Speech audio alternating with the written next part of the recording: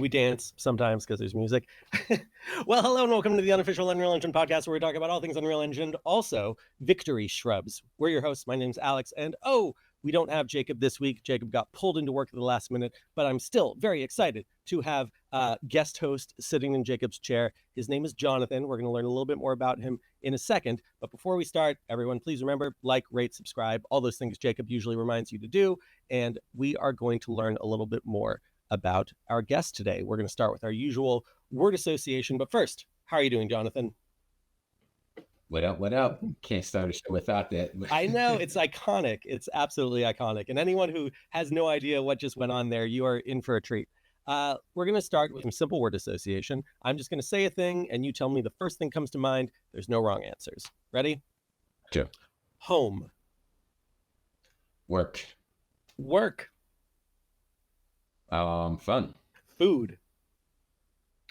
Necessary. Travel. Well, can I say fun and kind of at the same time, it gets kind of exhausting, but still fun. Yes, absolutely. Virtual production. I'm sorry, what was the last part? Virtual production. Very interesting and vast. Fortnite. My next, what do I say? Interest and obsession. Unreal Engine. My day-to-day life. Love it. And how do you take your coffee? Funny enough, with chocolate protein. Chocolate protein. Is there a particular brand?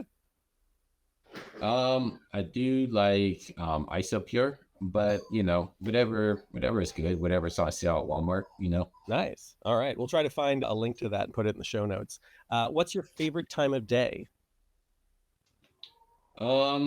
Probably early in the morning. I'm an early bird. I wake up at like 5, 6 a.m. So yeah, get the day started fast. Oh yeah. You also seem to have a really excellent workout routine. When does that usually happen? Yeah, 5 or 6 a.m. Yeah. That's when I'm up early. So by the time I'm done working out, then the day's getting started for everybody else. Yeah, I admire that a lot. I look forward to someday being able to follow a routine like that. That's very impressive. And lastly, when was the last time that you laughed or remember laughing in a big way? We just laughed right now, right? Yeah. What about like could have been physical comedy, someone fell over or someone told a ridiculous joke, or you couldn't believe something crazy that happened in the news?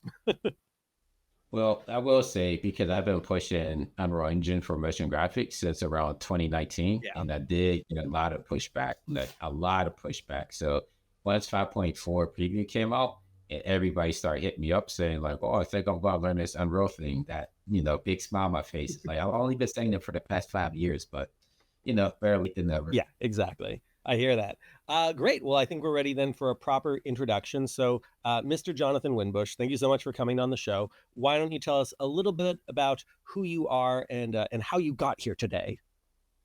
Yeah, so for those that don't know who I am, my name is Jonathan Winbush. I often go by Winbush. I'm a multi-award-winning motion graphics artist based down here out of Southern California. I've worked with studios such as Marvel, DC, Happy Madison, Discovery, doing a wider range of things, mostly working in television shows and movies. So a lot of main title sequences for movies, a lot of TV show graphics, graphics packages. I worked a little bit in immersive, doing VR. And then what else did I do? Because basically, if it has a screen, I'm designing and animating for it. Worked on a little bit of video games there, Lego Batman, Lego Harry Potter. Yeah, so like Kid Robin. Anything that has to do with 3D or motion graphics, I'm all about it. And how did you come into that world? I actually went to university for this. So funny enough, like I grew up a huge gamer, right? Like kind of was at Tandy 1000 when I was a little kid, when it's just the black screen with the green type on it, and you had to do the printouts to play Dungeons and Dragons, like actually physically read and kind of use your imagination. But I've been gaming ever since then. I wanted to go to school for game art, like because I wanted to work in video games. And the university actually rejected me. They said my drawing portfolio wasn't strong enough, but they had this other program called Motion Graphics and VFX that was just starting up. This is the Art Institute. And so they said, why don't you do a semester here and there? And then maybe after a few semesters in this program, maybe you could transfer over to game art as you're working on your portfolio. But once I got into stuff like 3D Studio Max, Lightwave, combustion, After Effects. I kind of fell in love with the VFX and motion graphics part. So I just stuck through and got my bachelor's degree through that VFX program. That's excellent. It's surprising how few people I've actually spoken to who properly trained in this. They're usually coming at it from some really weird angle. So it's great to be like, you can get an education for this, and here you are. How did you then find your way to Unreal Engine? Yeah, like I said, I've had like a huge affinity for just all things video games. And I've actually, when I was doing VR stuff, I was actually working in Mm. Unity back then. This was probably around 2015, 2016, when the Oculus mainly was running through Unity for most of its VR stuff. And then when I worked at Warner Brothers on games like Lego Batman and Lego Harry Potter, what we used to do, because especially back then, auto rendering was CPU based. And so you could spend days render out just like a scene.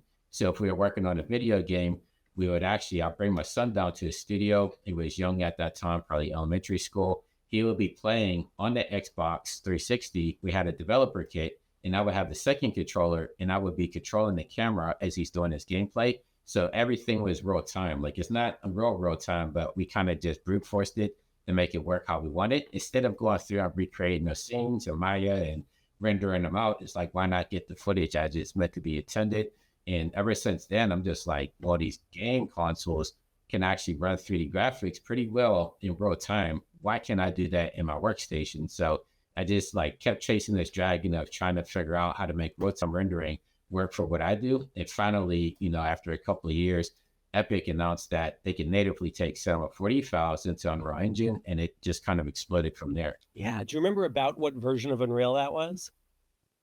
That would have been 4.24, I believe. Gotcha. Yeah, so Yeah. we probably came into it at around similar times because the thing that really got me into it was Datasmith in general, and I was working with a lot of different 3D software and had struggled to get into Unreal Engine because of the fact that I felt like exporting an FBX and like trying to brute force it into Unreal was not a great workflow. And then Datasmith kind of smoothed this all out, and I suddenly felt like I could use all the other programs still and then integrate Unreal into that pipeline. But of course, now over the years, it kind of feels like Unreal Engine's becoming more of a one-stop shop where there's a lot of things it can do now that you used to have to do in other programs. Do you feel that way? Yeah, yeah, absolutely. Like the analogy I like to use nowadays when people are asking, like, why do I use Unreal? And they always ask me, like, will it replace other programs like Maya or Cinema? And I don't think it's a replacement. It's just a part of the workflow. So the analogy I like to use is think of like I'm a Cinema 4D user, right? So I say Cinema 4D is the actors in the production, and then Unreal Engine is the stage. Mhm. And so you're setting up all your actors, all your scenes, and everything in Cinema, but the main stage will be Unreal Engine, and that's where the final production happens at. So always think of it as in that manner, and you just kind of use the both together. You don't have to use one or the other.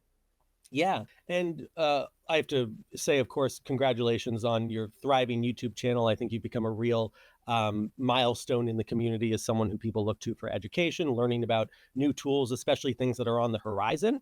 You were the first person who I saw posting in any meaningful way about Project Avalanche, which is now just called the motion graphics plugin for Unreal Engine. How did you kind of find your way past just creating the work yourself and actually falling a little bit more into education and trying to help the community?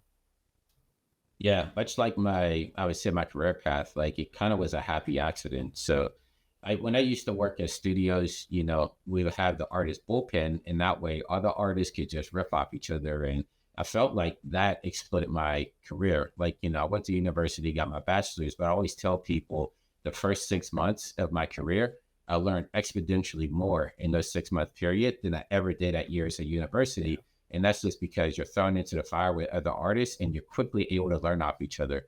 And so once I left Warner Brothers and I actually started working for myself, I kind of missed that, that camaraderie that you would have with the other artists around you because I had nobody to share this information with. And a lot of times, a lot of artists would actually hit me up and they would say like, hey, Winbush, do you know how to do X, Y, and Z? And a lot of times when I'm working, I would actually just screen capture my sessions because if I figure something out, I might need that for another project further down the line. Like there's been many of times where like I work on a project from a client and the issue would come up and I'm like, I know I just figured this out, but for whatever reason, I can't remember the steps I took. So I always would record my session if I ran into an issue, just so I had something to revert back to if that did happen. So a lot of times I would send those recordings over to my friends. If it pop up, I just say like, "Hey, let me get my archive and I'll send that over to you."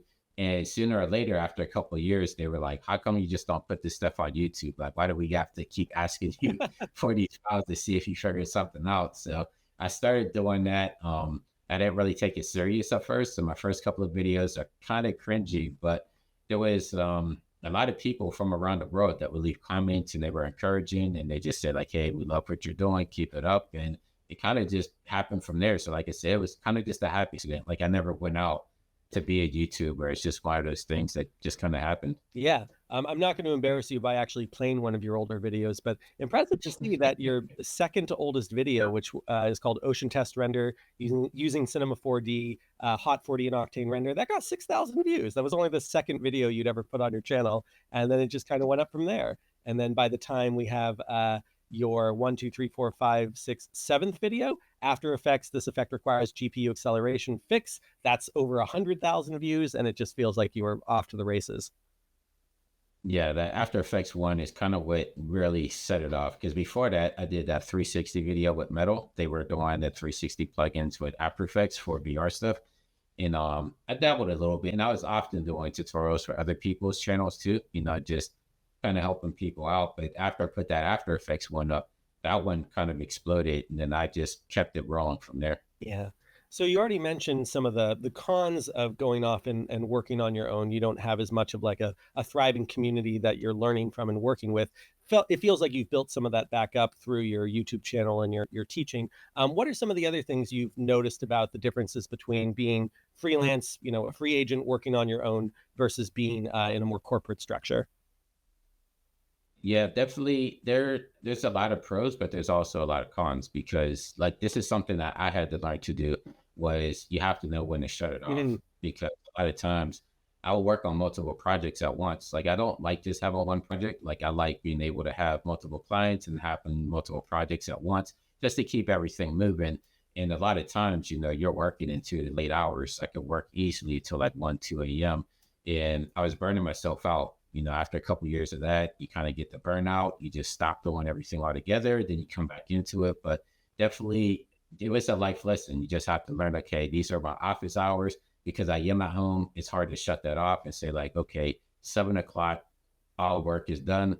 Go out with the family or go play video games or go do whatever else. But just know you have to take time for yourself. Yeah. Do you how methodically is your day structured? We already talked about you wake up early, you do a workout, and then you have like certain times you take meetings and certain times you answer emails and certain times where you do production, or does that all kind of get mixed up over the course of the day, leading up till say 7 p.m.? Yeah, so everything is kind of random, which I kind of like. It's like that. It's organized chaos, I like to say. But like I wake up early in the morning, I'll go work out. Like whenever I'm checking emails in the morning, I like just walking on a treadmill. I'm not much of a runner, but I will walk. So while I'm on my phone checking and responding to emails, I'll just be on the treadmill, get maybe a mile or two in, because after 30 minutes, that's usually like a mile and a half. Plus, I'm a big proponent on getting 20,000 steps a day. So right there, that's already like 6,000 steps without even thinking about it because you're looking at your phone and you're doing whatever. And that right there gets you a big start in the day. And then from there, just make some coffee and do what else or do whatever else I have to do and just kind of let the day, take it where it's going to be. And then late in the afternoon is when I usually do lifting and stuff. Hmm. And how does some of that change when you travel? It's been fun following kind of your travel log. I've seen a lot of great pictures of you going kind of all over the world lately. And I think that might have been why you missed Unreal Fest last year, right? I think you were somewhere else. Yeah, because I was where was I? I think I was in Europe Yeah. at that point, just heading up to go over to Europe. So yeah, it's really bummed out. I couldn't make that work, but hopefully at Unreal Fest this year. But yeah, when you're traveling, that's like traveling the world, that's new to me. Like I've traveled different places, but never away for 3 weeks like that. So that was something that was again just a learning experience on how to handle that because all your time zones are going to be all over the place. So it's just one of those things that I just made work. I had a really good working laptop with me, so I still was able to do client work at the hotel and stuff. But yeah, I wouldn't trade that experience for anything because it's definitely worth it in the end. Yeah. And just to tell people a little bit more about these travels, are you doing like private training? Are you doing production work? Oh, I froze. What kind of what's taking you on these travels from place to place? Yeah, so it's a combination of things. Like last year, I was on the design and animation tour. I got the headline that tour. So we traveled through United States, Canada. Myself, I went over to South Korea, and then we did Eastern Europe Yeah. as a group.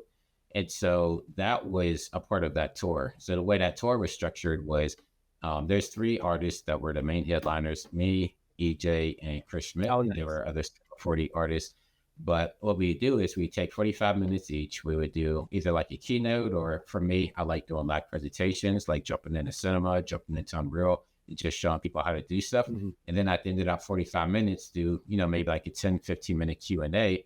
And after that, after everybody's done presenting, then we would do a panel talk to try to give local talent a time to shine too as well, which is really cool. So we do a panel talk with a bunch of local artists, get them up there, speak for an hour, and we just hit like a pub or something for the after party after that. So that pretty much was last year. And then also do private talks. Like I did a keynote talk down at Right Wing University down there in Tampa last month, and headline a future proof conference for them. So that just wherever there's opportunities, I definitely jump in and take it. That's excellent. Yeah. And then how do you decide when a trip is worth it versus like, it's, not going to really be worth my time considering I'm going to be away from my family and I'm going to kind of break up my routine and all that? Because we know travel can be exhausting. Right. Yeah. So yeah, I'm not gonna lie, I take everything that's thrown my way for the Good most for part. you. Yeah. I wish I Yeah. could do that. You Yeah. have to say It's no like sometimes. Yeah. And they like I'm starting to feel bad. Like this NAB, I just literally came back from NAB last night. So since that was covered for hotel and travel, I ended up bringing my wife and daughter with Perfect. me this time, just so it's not like I'm always leaving and coming back. I'm like, this is Vegas, it's a few hours away. We haven't been out as a family in a while, so why don't we go enjoy the weekend and stuff like that? So try to involve them whenever I can. Yeah. Last week on the podcast, Jacob and I were talking about a recent trip I did to Ringling College in Florida. And it was one of those scenarios where I was going to say no. I was like, yeah, I really can't spare, a few days of my time just to go and do some things at this one college. And they were kind of like, well, how can we kind of make it worth your while? And I was like, business development? Are there like some companies I can meet with there? No. You know what? It's my 6-year-old spring break. Can I bring him with me? And they said, yeah, sure. So he just kind of followed me around all day and got to like, see me do some talks and some impromptu lectures. And it was a good time. Yeah, no, that's awesome. You got the that was to Ed, right? That was what? Sorry? That was to Ed down at Ringling. No, it was through Martin Murphy. I actually don't know who that is. Oh, yeah. Well, I guess Ed would be the head of motion. Were you down there for the immersive stuff then? Yeah, Or? because they got like a full-on virtual reality department now. So I got to speak at a character animation class, a technical artist class, and like a thesis, all sorts of different Unreal Engine project class.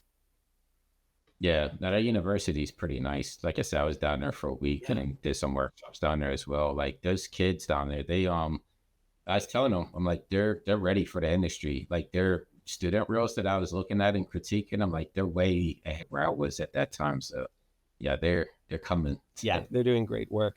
I'd love to talk for a moment about NAB. This is an event that I've only ever gone to the New York version. Even that version is pretty huge. It's the Javits Center, but I know it doesn't even compare to what happens in Las Vegas. Have you been before? How was this year? What was exciting to you? Would love a recap. Yeah, no, so I've gone every year that it's been open since about 2016. Wow.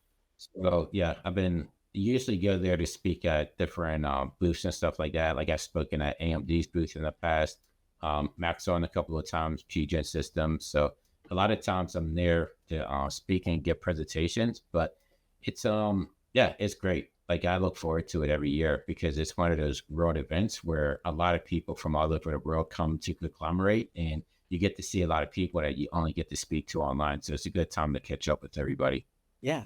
Oh, that sounds fantastic. Was there anything being announced? Like, and this is, I'll ask this very much as like as someone who hasn't done enough research in NAB. What would you say the big draw of NAB is? What makes people want to go to it? Yeah, so it's mostly for the broadcast world, I would say. And so a lot of camera equipment stuff. So you have Blackmagic, Alexa, all those big broadcasters there, Braz, VSRT, those type of systems. So if you're in the broadcast world at all or doing motion graphics or CG, it's the place for you to be at. I would say the big thing that I saw was, of course, AI was all over the place. I can't think of the one company's name, but they had a text to motion capture prompt thing, which I thought was interesting. So instead of doing, motion capture like I do with the suit or now with the phone and stuff like that, you can actually type in your prompt of what you want the motion capture to be, and it will give you back an FBX data of that exact thing, which it's cool and scary, but at the same time, not going to like it.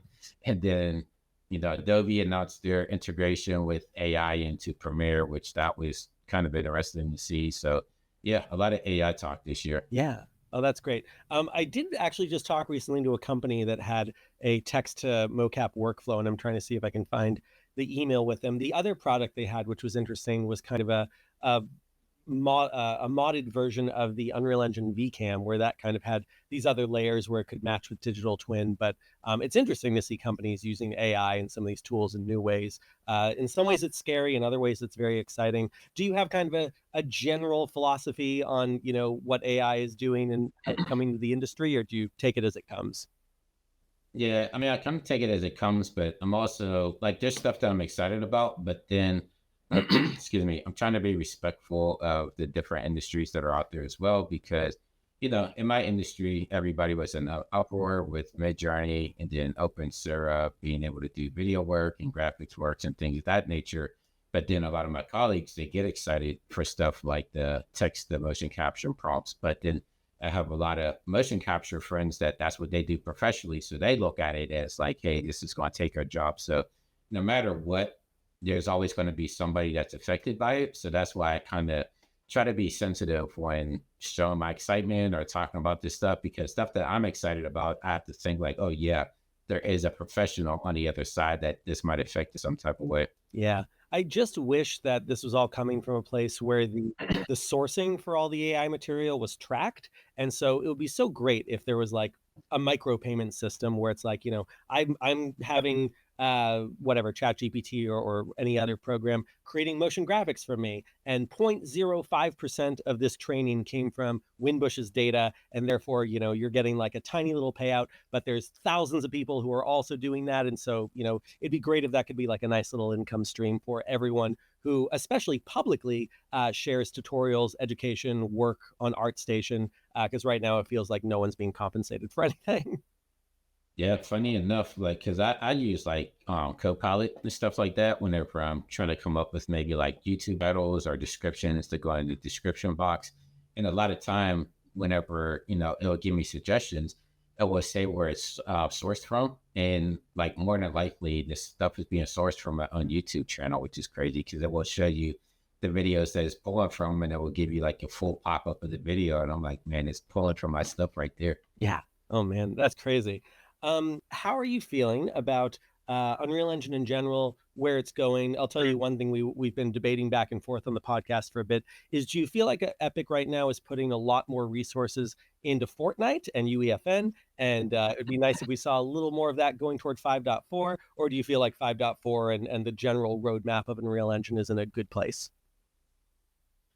Yeah, it's tough because I guess we could openly speak about it. We had the layoffs last year and everything up there at Epic, and a lot of those teams got hit really hard. Yeah. Like, we were talking about Avalanche earlier, which is now just motion design. That whole team got wiped out. There's only like 2 or 3 people left there. Yeah. Yeah, I know whole sectors that got wiped out. So it's just they're taking a little bit longer to get what they need done over there just because they don't have as many resources as they did before the layoffs, right? And so even I know at Unreal Fest, Tim Sweeney said there was going to be a lot of focus into UEFN, but from what I've been hearing, like a lot of the stuff that they're working on the UEFN is going to become Unreal proper at some point. Like I think Tim even put out there on a tweet that by Unreal 6, it's just going to be one Unreal Engine. It's not going to be separated UEFN or Unreal Engine 5. Like it would just be Unreal 6. So even like verse code will be incorporated into that, and it's just going to be one single platform. So right now, I think they're just trying to figure everything out. But I can see where it looks like Fortnite's getting more of the resources because, I mean, at the end of the day, that's their bread and butter, right? That's what's driving monetization for them. And that's where they're getting their money from. Yeah. What finally made me feel like I needed to jump into UEFN proper was the announcements about metahumans coming to Fortnite. And especially when they're like, we knew because Fortnite has a 400 megabyte upload limit that we had to get the size of metahumans down because, of course, they can be 1.7 gigabytes per metahuman. And so then it's like, yes, here's a great looking metahuman. It's 60 megabytes. It's running awesome in Fortnite. It can accept live link data and all this mocap data. And there's no way to get that over to Unreal. There's no way to get that 60 megabyte metahuman over to Unreal. It can only live in Fortnite right now. Right. Yeah. So, Yeah, I mean, that goes to show that, like you're saying, like MetaHuman was Unreal proper only before, but now it's in Fortnite. So that's, I mean, it's showing that they're trying to figure out how to bridge the two together. So right now, you can't take it from UEFN to Unreal, but who's to say that's always going to be the case, right? Like I know they're really trying to make these tools available for everybody to be able to use. Yeah. Hopefully it's right on the horizon. Anything else well, I want to dive kind of deep into the motion design stuff, but anything else in 5.4 on the roadmap for Unreal Engine that you're excited about? Yeah, I think it might be public knowledge or maybe not. I'm not sure, but the VCam stuff. I know you said something about it earlier, but right now it's only iOS. But there is I'll just say now there's hints of it coming to Android devices because I know anytime I've done like any VCam stuff in the past, all the comments down below are when's Android. So I think people are going to be excited. That's if I have. I know I've been told personally, but I think it might be on a roadmap as well. Yeah. If not, then sorry. I'm looking for it. But I mean, yeah, and that's one of the big ones that. Yeah, I think you're okay because there's definitely been a lot of vocal pushes. There it is. Yeah, hold on. I'll share it on the screen behind us. Don't worry, you're not in trouble. Here's our share screen. Yeah, so we got Live Link VCam for Android. The companion app in Editor Virtual Camera System is coming to Android. Yeah, this was posted back in October 2023, and it is on the 5.4 roadmap. So hopefully it will be out any day now, if you're keeping up with source builds and all that. Similarly, I think we're seeing something like that happening with the Live Link as well. I think Live Link is actually, Live Link Face is going to be coming to Android at some point as well. So that is much appreciated. Yeah, another VCam stuff we had talked about. I went to an Epic event at NAB, and that was one of the things they had brought up. So that's why I'm like, I thought I heard about it before, but like the past month has been a blur. So I'm just like trying to go back in my memory. Like I thought I saw it online before, but maybe it was just at the event. But yeah, good to see it's on a proper roadmap. Yeah. All right. So now I'd love to just hear. So the whole thing that prompted us wanting to get you on the podcast was Jacob and I were chatting the other week about how excited we both are about the motion design tool coming, but we realized that neither of us have had any time at all to dive into them. I've known about these tools for a year and a half now. I've seen little private demos of them and thought, I can't wait to play with this. And somehow I still haven't even touched them. But everything you're putting out about it looks amazing. So I would love to hear you explain to me, like I'm five, what are these tools? How are they working? How do they compare to After Effects and some of the other things out there? And where do you hope they're going from here? Yeah. Yeah, so the proper name for it now is Motion Design. Right. So Unreal Motion Design, it's a module that you can find inside of 5.4, which is in preview right now. I've given it a couple more weeks. I know they're working out of bugs. So once 5.4 proper comes out, all the bugs should be out. But if you don't know what it is, basically it's a motion graphics companion for Unreal Engine. So a lot of motion graphics artists were used to working in platforms such as like Cinema 4D, After Effects, and the typical workflow is you would build out your motion graphics, 3D stuff inside of Cinema.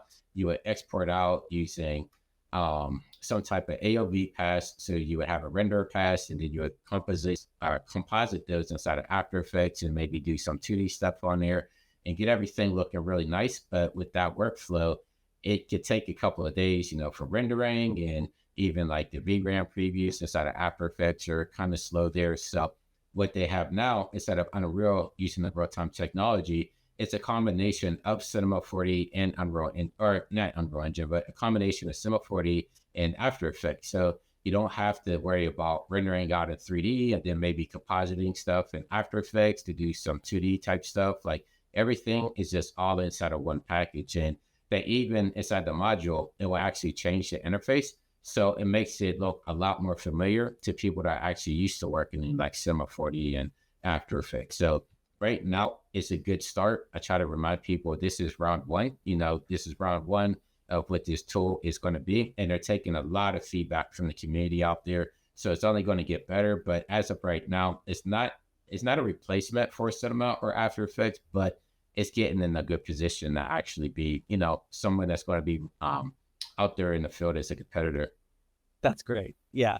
And are there still instances where you would be like, yeah, I'm not even going to try to do that in Unreal Engine? You'll still go back to the tools you're familiar with? Only because it's on preview Mhm. right now. So there are some caveats, like when you get to render stuff out, it would keep saying like compiling shaders over and over again. I know that's a bug. So there are some bugs in there. And, even when you download preview, it will say these aren't production ready. So just use these to kind of get yourself acclimated and familiar with the tool set. But once it comes out proper, I can see myself using it a lot more for client work. Great. That's really exciting. And do you know if something you create with the motion design tools will work in virtual reality, or are they limited to just kind of like what you can do in sequence and output with like the movie render queue?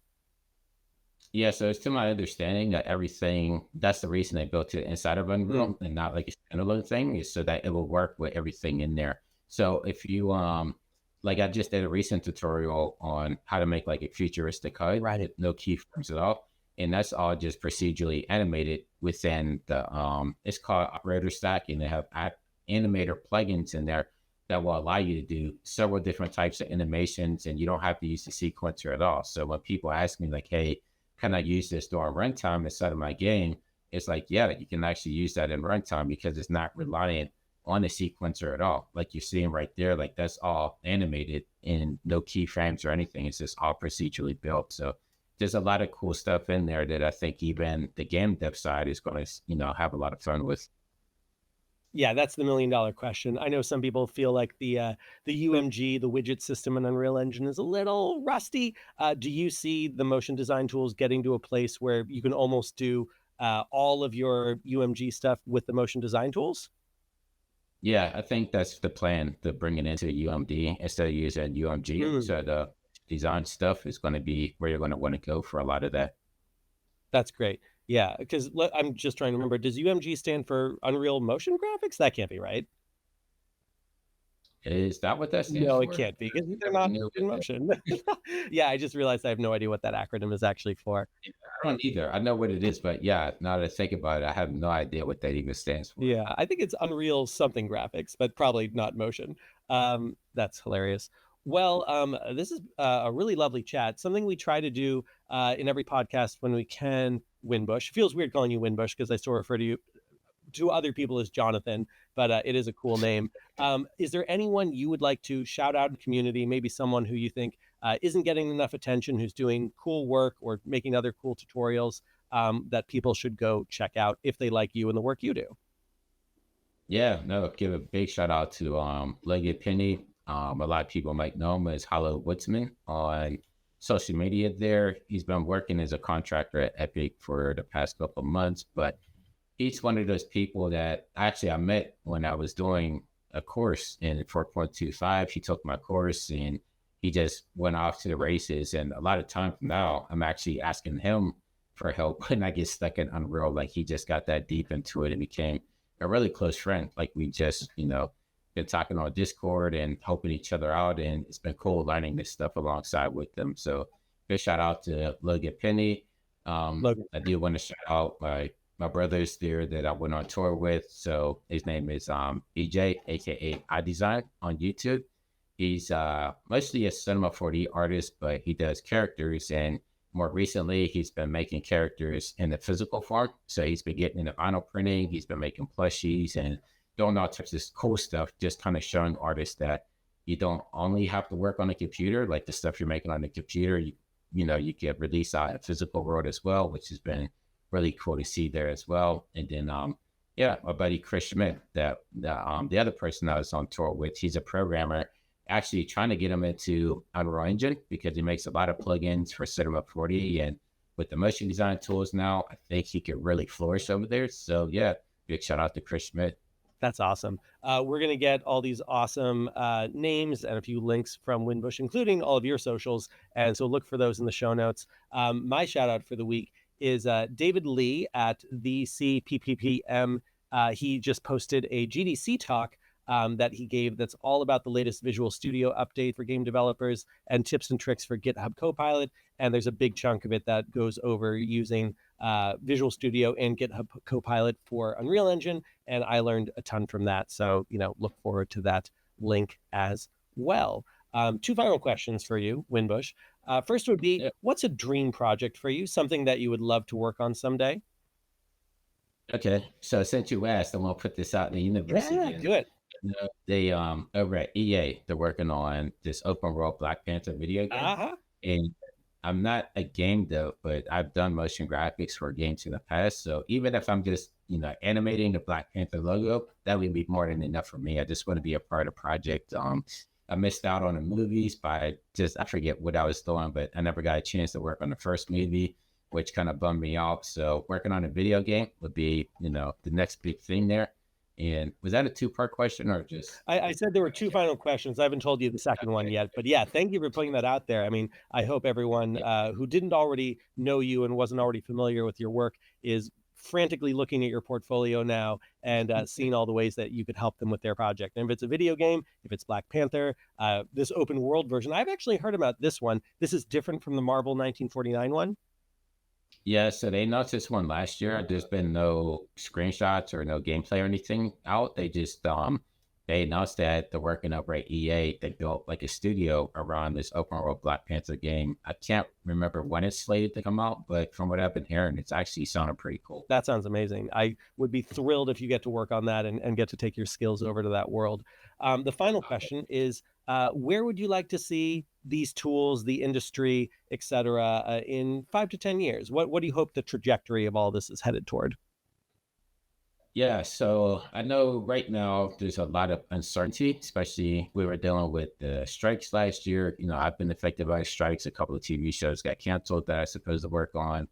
We have the Teamsters that are threatening to strike. So I know a lot of times artists are kind of scrambling for when do I get my next job?